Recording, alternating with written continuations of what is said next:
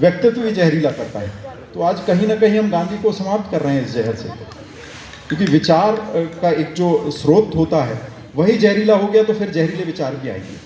तो भोजन कम से कम शुद्ध करें हमारे लोग। तो इस विचार को लेके उप्पल साहब ने जिम्मेवारियां सौंपी थी, और वो आदरणीय सुरेश भैया, सुरेश दीवान जी, उप्पल साहब के मेरे साथ लगातार हम लोगों ने भ्रमण किया कि कौन किसान हमारे ज़िले में जैविक उत्पाद कर रहे हैं, उनको लाएं हम, और हमारे शहर के लोगों को उनके जहर रहित उत्पाद उपलब्ध करवाएं, जो एक फार्म टू किचन मॉडल पे काम किया था पालीवाल साहब की प्रेरणा से, और वो सफल भी हुआ।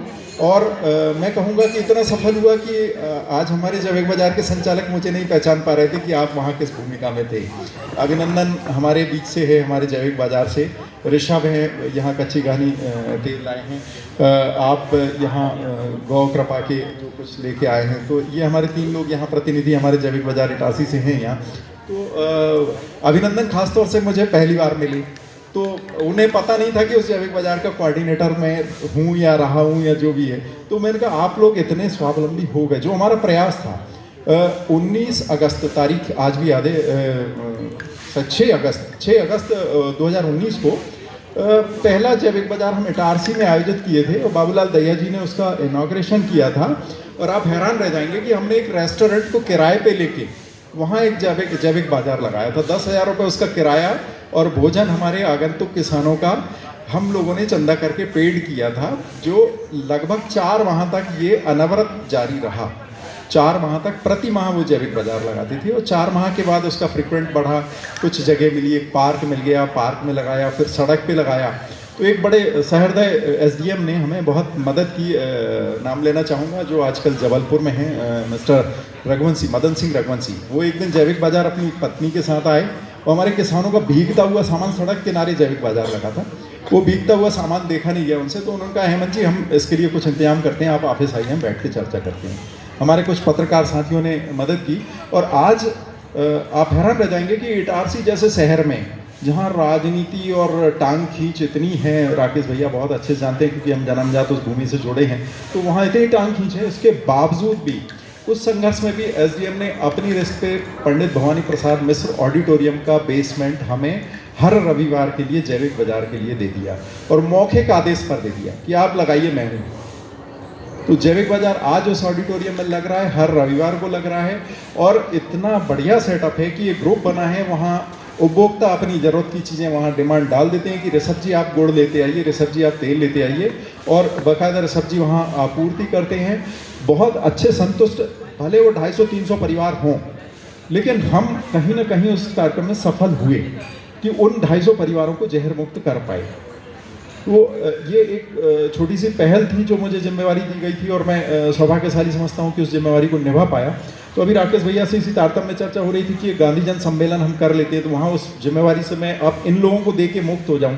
तो उप्पल साहब तो बहुत पहले मुक्त हो चुके कि हेमंत अब मुझे छोड़ो, बुजुर्ग हो गया हूँ।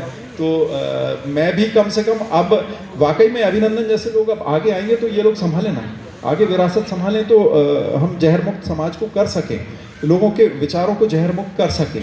तो ये गांधी का एक सच्चा काम होगा, और मैं राकेश भैया से आग्रह करूँगा कि जल्दी योजना बनाएं, तो हम एक कार्यक्रम ऐसा तय कर लेते हैं आगामी 1-2 माह में कि गांधी जन सम्मेलन इटारसी में करते हैं, और संस्थान की मुझे भरपूर मदद मिलेगी। और यहाँ जो कार्यक्रम ये किया, ये बहुत ही शानदार एक आयोजन, और अंकित जी की मैं बहुत सराहना करना चाहूँगा कि व्यक्तिगत एक व्यक्ति से फ़ोन पर संपर्क, सभी लोगों को पर्सनली इनविटेशन, सभी लोगों का ध्यान। आज मैं देख रहा था कि बहन जी ने अभी भोजन नहीं किया, तो पर्सनली कम से कम 2 बार मेरे सामने ये उनसे भोजन का करने आए। तो ऐसे ऊर्जावान युवक जब होंगे ऐसे संस्थान में, तो निश्चित तौर से दादाजी जैसे लोगों का काम बहुत तेज़ी से आगे बढ़ेगा, और जहां हम जो संभव हम अपने क्षेत्र में कर पाएंगे, इसके लिए मैं तत्पर रहूँगा।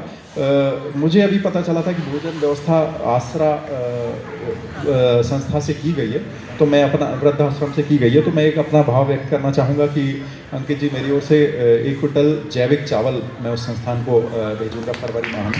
तो ये मैं खुद भी अपने लगभग 18 एकड़ में जैविक की पूर्णतः खेती कर रहा हूँ। उसमें चावल, मूंग और गेहूँ उत्पादित करते हैं, जो लोगों पे। और एक बड़ी मज़े की बात है, हमारे बाज़ार का एक छोटा सा मॉडल मैं शेयर करना चाहूँगा। बाज़ार में मूंग दाल 180 रुपये तक भी गई, लेकिन हमारे जैविक बाज़ार ने 140 ही बेची। जो पहले दिन से 140 का एक स्लैब तय कर दिया, ना घाटा ना नफा ना नुकसान, बाजार कहीं जाए इसकी भागदौड़ से हमें कोई मतलब नहीं, लेकिन हमारे लोग शुद्ध रहें, तो ये एक बड़ा फ़ायदा होता है कि एक सर्टेन आप निश्चित तौर से एक निश्चित आय का एक जरिया बन जाए। किसान सीधे उपभोक्ता को दे दें, पता है कि कोई दलाली नहीं खा रहा, किसान सीधा उसे मूल्य में मिल जा रहा। तो ये कंसेप्ट अभी कुछ दिनों पहले ही होशंगाबाद कलेक्टर ने मुझे आग्रह किया था कि हेमंत जी आइए, कुछ और शहरों में हम होशंगाबाद ज़िले के करना चाह रहे हैं, तो हम चर्चा करते हैं इस विषय में। अभी हमारे लोग पचमढ़ी भी जाने वाले हैं जो शासन द्वारा, लेकिन मैं फिर भी कहूँगा कि शासन को सौंप दिया तो शायद नहीं चल पाएगा। जब तक किसानों के और उपभोक्ताओं के हाथ में यह व्यवस्था नहीं रहेगी तब तक शायद नहीं चल पाएगी, क्योंकि शासन के ढंग से चलाता है, हम अपने ढंग से चलाएंगे। ये मेरा जी। होशंगाबाद का हमने शुरुआत की थी और होशंगाबाद वही हुआ राजनीतिक लोगों के हाथ में जाने के बाद कुछ दिन बाद वो बंद पड़ गया। हरदा में अभी ऋषभ ने मुझे अच्छी एक खबर दी है कि वहाँ जैविक बाजार शुरू हुआ है, और मैंने हर जगह आग्रह यही किया था प्रशासन से कि इसे मंडी से इतर रखें।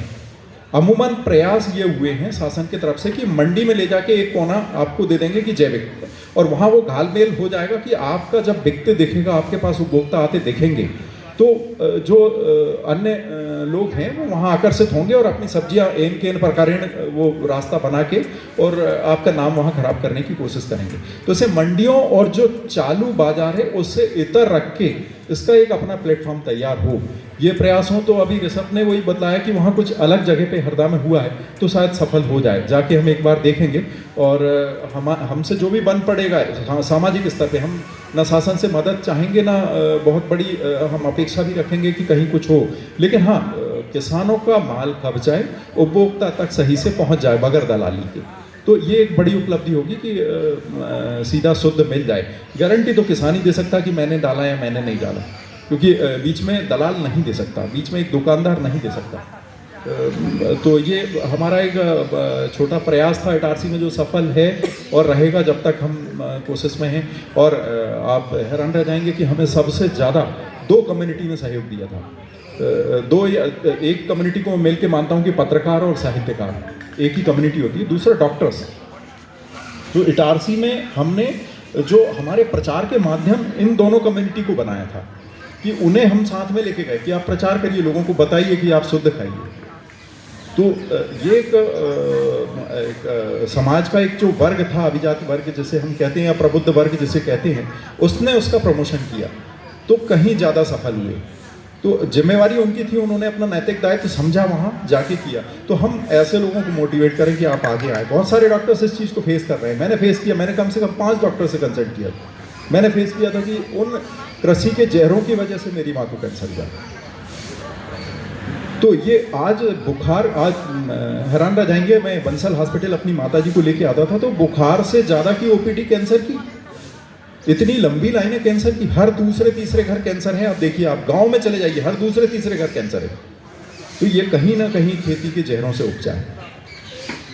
तो इस विषय पर बहुत काम करने की ज़रूरत है, और यदि हम गांधी का यही काम कर पाए कि हम उस जहर मुक्त उस खेती को कर पाए, तो शायद हमारा समाज जहर मुक्त हो। हमारा समाज जहर मुक्त होगा तो हमारे विचार जहर मुक्त होंगे, हम गांधी के विचारों पे कहीं ना कहीं आ पाएंगे।